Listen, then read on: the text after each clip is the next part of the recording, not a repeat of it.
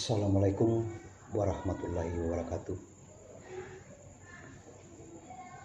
Para pemirsa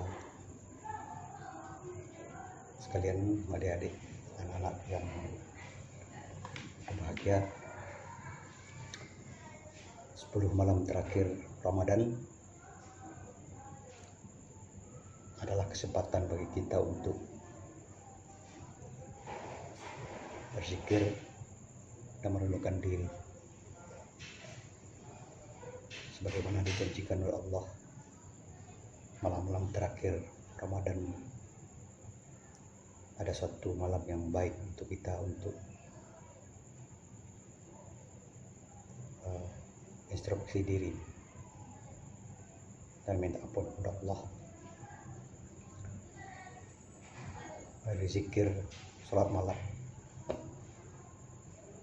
dan bertobat, minta ampun kepada Allah atas segala kekilafan, dosa kecil maupun besar, sengaja maupun nggak sengaja, atas diri kita, dan mohon ampun kepada Allah. Semoga Allah menjabah dan buka pintu tobat untuk kita dan selalu mendapat lindungan dari Allah. Dan pada malam itu Allah menjanjikan bahwa dengan datangnya malam Qadar, semoga Allah menjawab apapun keluhan kita, karena Allah telah menjanjikan apapun yang bergerak di muka bumi akan dijamin rezeki sama Allah.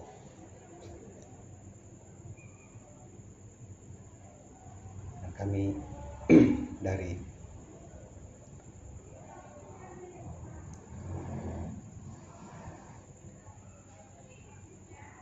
channel Asri Trader Armia mengajak para pemirsa sekalian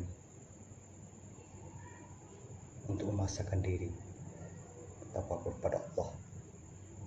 Semoga di malam terakhir Ramadan kita kembali kepada fitrah kita, mensucikan diri kita lagi sehingga dapat menjalankan amalan dan ibadah-ibadah kita dapat diterima di sini. Dan terakhir, dan kita minta hanya satu kepada Allah, bahwa ketika mati dalam keadaan husnul khotimah, harta, kekayaan, kejayaan dan segala macam tidak ada gunanya kecuali dengan amal-amal yang telah kita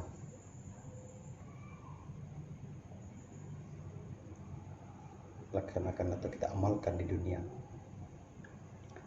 sehingga kita dapat mengucapkan tidak hanya satu kata la ilaha illallah, sehingga mati kita dalam keadaan husnul khotimah.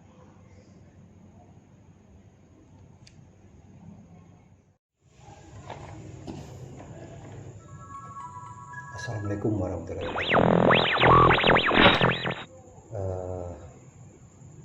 Sesuai dengan apa yang telah ditanyakan oleh para pemirsa, siapa sih si Asri Trader halnya ini? Jadi pemirsa, saya dilahirkan di Batang Kamis Benang Jumat Mei 1970 di sebuah kota kecil Aras di Pariaman, Kota Padang. Saya adalah anak keempat dari 8 bersaudara, dari keluarga yang sederhana, walaupun ibu dan bapak saya adalah seorang pegawai negeri. Jadi maklum, pegawai negeri itu adalah dahulunya memang agak susah hidupnya, sehingga untuk makan aja sering saya waktu kecil, kita berumur 5-6 tahun merasakan bahwa untuk makan harus ngutang. Jadi saya sangat kasihan sama bapak dan ibu yang telah membesarkan saya sampai saya bisa seperti ini sekarang. Ketika saya bersekolah di Pariaman sampai kelas 4 SD, kelas 3 SD di SD Impres Naras, saya pindah ke Kota Padang karena orang tua juga bekerja di satu departemen, nggak usah kita sebutkan, walaupun mungkin waktu itu bagi pas-pasan karena anak banyak. Ya alhamdulillah, walau dengan kehidupannya sederhana, saya tetap alhamdulillah berprestasi, hidup dan sehat walafiat. Tapi pindahan ini saya kepada desa ke kota agak stres juga, karena memang perbedaan antara orang desa dengan kota memang agak dari psikologi untuk anak-anak agak signifikan. Kalau maksudnya itu agak harus diperhatikan segi psikologi, karena dalam setahun yang saya rasakan kita tertekan ya dengan keadaan di kota secara pergaulan. Jadi selama bertahun saya pindah di SD Angkasa 2 di Kota Padang, SD Angkasa 2. Saya juga alhamdulillah masih berprestasi dengan kehidupan yang sederhana.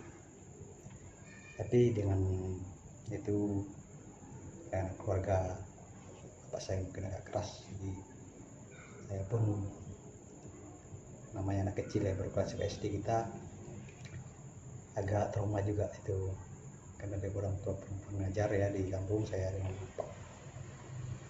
Singkat cerita, saya untuk menghilangkan rasa galau ya namanya, saya harus diajak olahraga sama kakak waktu itu, sehingga timbul rasa senang untuk olahraga. Saya lebih senang tuh ya sepak bola waktu itu ya. Singkat cerita, saya masuk SMP kelas 1. Di kelas 1 saya ikut seleksi di Taruna Minang waktu itu untuk membentukkan tim Haornas Sumbar tahun 83-84. Jadi alhamdulillah waktu seleksi ya, dengan kawan-kawan di SMP dan seluruh anak SMP di Kota Padang, saya di SMP terpilih menjadi pemain berbakat waktu itu ya, karena memang saya senang sepak bola. Saya terpilih dengan teman saya berinisial MS waktu itu. Singkat cerita, kami latihan waktu itu dengan Pak Usman Chan.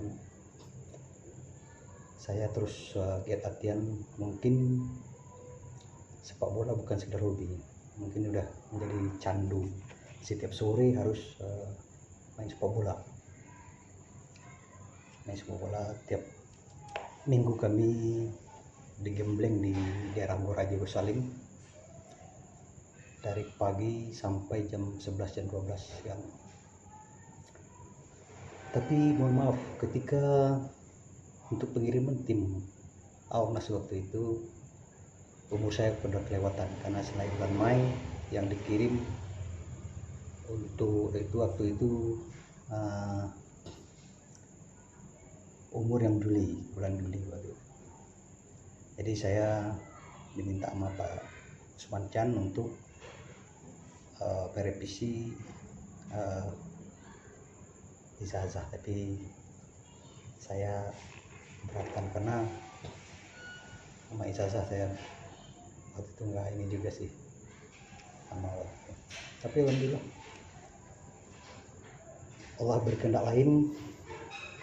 Waktu dalam kedamaian, walaupun saya tidak berangkat menjadi tim Ormas waktu itu di Kota Padang, waktu itu saya ada pemilihan ikut tim Garuda 2. Waktu itu adalah tim penyeleksinya dari Jakarta, Pak Solekan dengan Pak Halilintar, kemudian dari Padang Pak Haji Suakman Iman. Waktu itu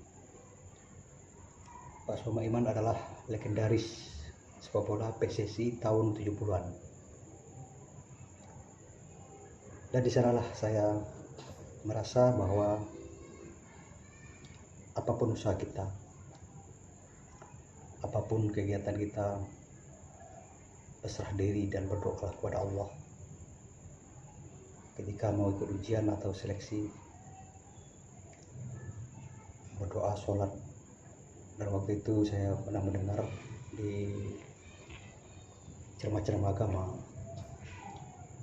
ketika kita mau ujian itu sholatlah, salat tahajud.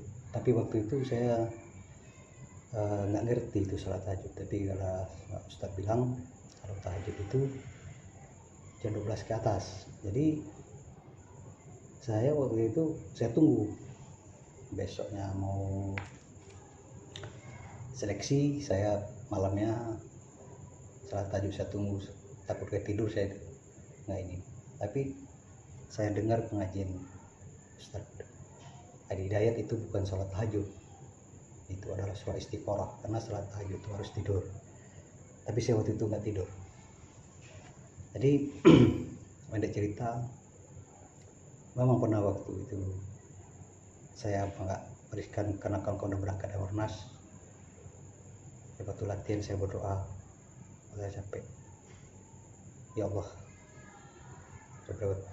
tahun ini setahunan lebih saya belum kasih kesempatan saya untuk main bola ke Jakarta, dalam hati. Tapi dalam sholat sebelum seleksi waktu itu saya berdoa kepada Allah. Doanya mungkin saya karena nggak paham bahasa Arab, bahasa Indonesia aja, tapi Allah mau mendengar apapun ucapan kita, walau dalam hati Allah akan menjawab kalau itu kehendaknya. Jadi waktu itu ada 60-an kawan-kawan yang seleksi di Taruna Minang. Saya ikut latihan pagi itu. Kalau saya lihat pengalaman saya, kalau saya inspeksi diri, saya ini belum apa-apa waktu itu. Maksudnya itu masih banyak kawan-kawan yang lebih pintar kayak si Boy, Anam waktu itu, lebih bagus menurut saya. Tapi alhamdulillah seleksi itu kan di samping nilai tinggi badan, waktu itu saya tingginya udah 157 kalau nggak salah, waktu SMP kelas 1 gitu. Seleksi mau naik kelas 2. Jadi ketika itulah doa saya berjabah, belum ada seleksi. Waktu itu Pak Haji Suakman Imam waktu itu datang dari tribun, dilihatnya saya dribble bola, dribbling bola dengan kawan. Waktu itu Pak Sumaimam langsung turun dari tribun, yang Pak Halilintar dengan Pak Solekan waktu itu, dan langsung dia menemui saya. Itulah alhamdulillahnya. Dan Pak Suamen berkata sama saya, dia bilang sama saya waktu itu, Dek, rajin-rajin latihan ya, dulu abang kecil kayak adek. Alhamdulillah ya bang, saya bilang. Dan setelah waktu saya pun berangkat waktu itu terpilih pemain terbaik junior Kota Padang saya, dan dari Payakumbuh waktu itu Bill Maizar yang sekarang menjadi pelatih PSSI dan pemain klub nasional. Halo Bill, mungkin lain kali kalau ketemu saya mau membuat konten dengan Neil Maizar. Dalam 3 orang kami, saya, Neil Maizar, Aswandi dari Batu Sangkar waktu itu berangkat, cuma Neil Maizar yang berhasil lolos. Itu saya mohon maaf kepada Pak Haji Soman, kalau ketemu saya mungkin tidak dapat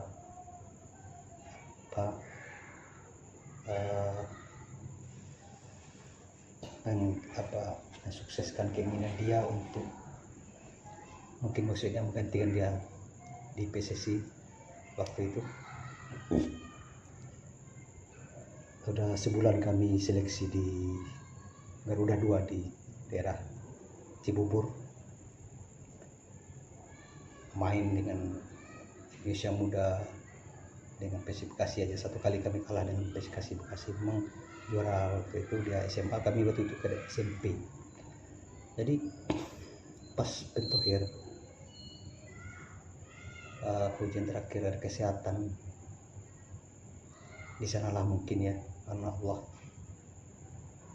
menginginkan saya bukan di PSSI, saya kena di daerah fisik saya, karena memang seleksinya itu pertama otak untuk PSSI, kemudian kebugaran badan dan kesehatan. Untuk semua permainan, kebugaran badan, teknik bermain masih betul dasar-dasar passing, dribble bola, keeping bola, alhamdulillah saya berhasil. Tapi dalam di kesehatan, saya waktu itu memang dari kecil ada varises sebelah kiri, jadi PSI memang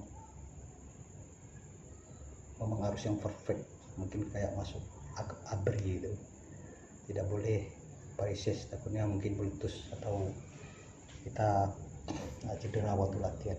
Jadi selesai itu saya gagal, dan cuma Neil Maizar lah yang lolos. Kemudian teman saya Suwandi coba juga waktu itu, kami balik bertiga ke Padang lagi, kemudian cuma Neil Maizar lah yang dipanggil untuk lanjut di pelatihan, langsung di training ke luar negeri waktu itu, Cekoslovakia kalau nggak salah. Jadi saya cukup kecewa berat waktu itu ya, namanya penyesalan, mungkin Allah memberi segitu, menghibur saya waktu itu, mungkin karena udah latihan, udah sering giat latihan di rumah, udah dapat merasakan bagaimana sih menjadi bermain di tim nasional walaupun cuma seleksinya di junior waktu itu. Jadi kepada bapak dan ibu-ibu, kalau memang ada anak-anak kita yang berbakat, mungkin saya harapkan semua pun harus diperhatikan, benar-benar diperhatikan. Maksud saya bukan yang nggak diperhatikan, memang waktu itu orang tua sibuk, jadi untuk operasi pernah diobat waktu saya kecil, ibu saya nggak mengizinkan saya operasi varises karena takut hal-hal yang tidak diinginkan. Atau mungkin orang dulu kan kurang ya pengetahuan mengenai kesehatan itu, jadi saya nggak operasi, sehingga itu lebih buat saya gagal dalam seleksi nasional PSSI Garuda 2. Ada cerita setelah pulang, saya sangat kecewa, tapi memang ada diajak sih sama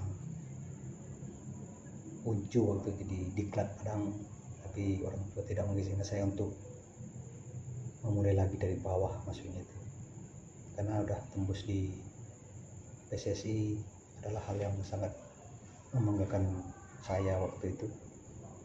Tapi namanya perjuangan, Allah berkehendak lain. Jadi Jadi itu saya berpikir melindungi diri bahwa kita berbuat apapun, sekuat apapun, Allah yang akan mengarahkan kita. Sehingga saya harus mengalihkan kemampuan saya untuk mengambil juga ya, mau terus di sepak bola, sementara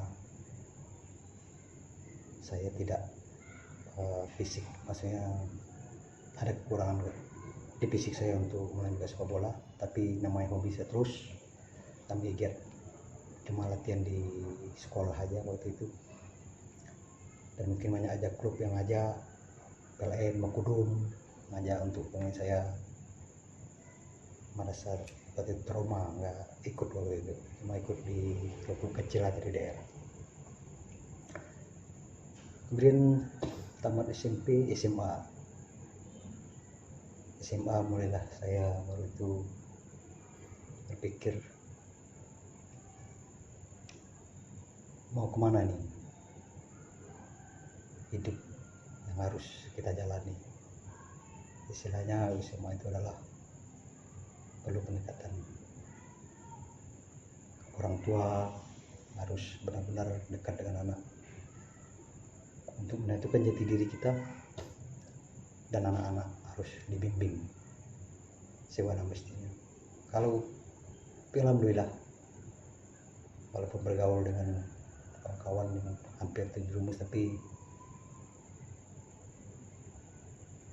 kalau pernah kita, alhamdulillah waktu kecil saya mendengar pengajian, kalau ada masalah, walaupun senak-anak kerja kalau sholat, sembahyang, kita mengadu kepada Allah, apapun yang kita lakukan Allah Maha tahu. Jadi ketika mau SMA, saya berkeinginan untuk masuk jadi pegawai. Tapi waktu itu yang diminta nilai harus 7, sementara nilai saya 0,9. Makanya ini harus kuliah. Tapi kemudian orang tua waktu itu saya agak susah untuk kuliah, tapi komunikasi dengan kakak, saya dianjurkan untuk ngambil kuliah di IKIP, dan sekarang jadi UNP. Disitulah di persimpangan jalan ketika berumur 18 tahunan waktu itu, kembali saya ingat lagi bahwa tidak ada pertolongan Allah selain Dia mau berkehendak terhadap apa yang kita inginkan. Lanjut cerita, saya waktu itu ikut Spenmaru. Jadi kawan-kawan udah les semua, udah persiapan banyak, sementara saya mengandalkan pelajar di sekolah aja waktu itu. Dan saya pun yakin, walaupun pelajar sekolah, kembali saya lakukan adalah salat tahajud. Bukan maksud saya salat istiqoroh, karena tahajud harus tidur, tapi saya tidak tidur. Dulu namanya Spenmaru, UNPT, ujian masuk perguruan tinggi.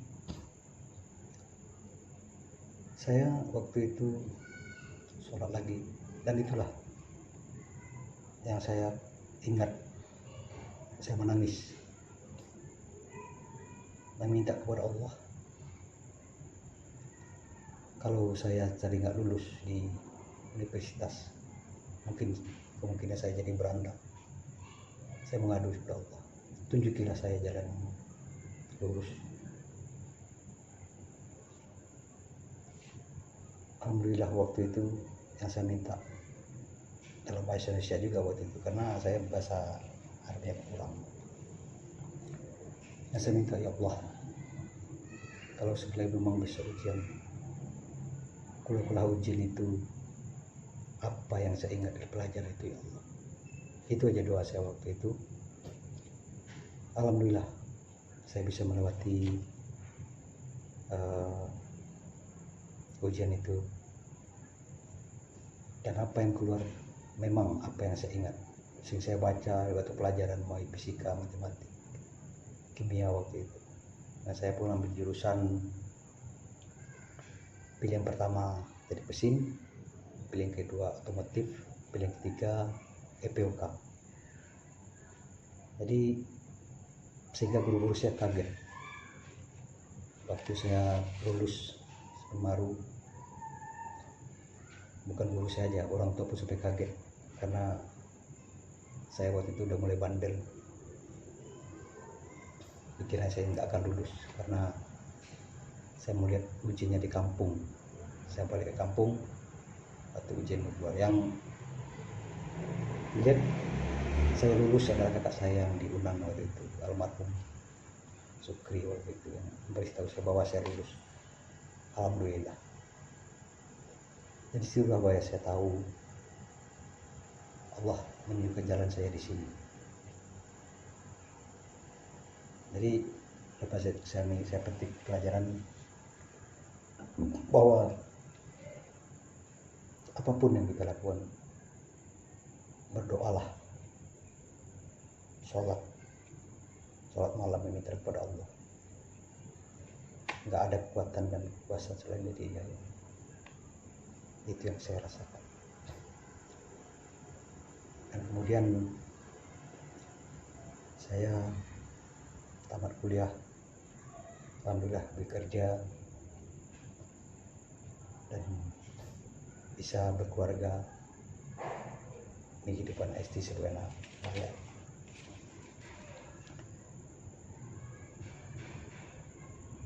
Dan mungkin itu aja dulu. Mungkin kesempatan lain masih banyak yang bisa saya ceritakan setelah saya bekerja nanti. Sekarang di Batam, yang mengembangkan bisnis tanpa modal, ini cukup bagus. Nanti adik-adik atau teman-teman bisa mengambil hikmah dari ceritanya, dan saya akan kasih tahu bagaimana sih yang kata orang bisnis tanpa modal. Dan kemudian di konten-konten yang lain pun saya pernah bercerita masalah bangunan ya, karena memang itu saya waktu SMP, SMA saya ikut itu paman saya adalah seorang tukang ahli di kampung. Jadi masalah di konten-konten ini kita lihat saya bercerita masalah bangunan, memang itulah saya. Untuk beli baju, beli lebaran itu harus bertukang. Jadi mudah-mudahan anak-anak saya tidak begitu maksudnya. Jadi sekarang kerja keras dan apa yang kita lakukan itu Maha mengetahui, dan semua ada hikmahnya. Oke, untuk cerita selanjutnya akan saya ceritakan pada episode lain, baik bisnis dan segala macam. Oke, assalamualaikum warahmatullahi wabarakatuh.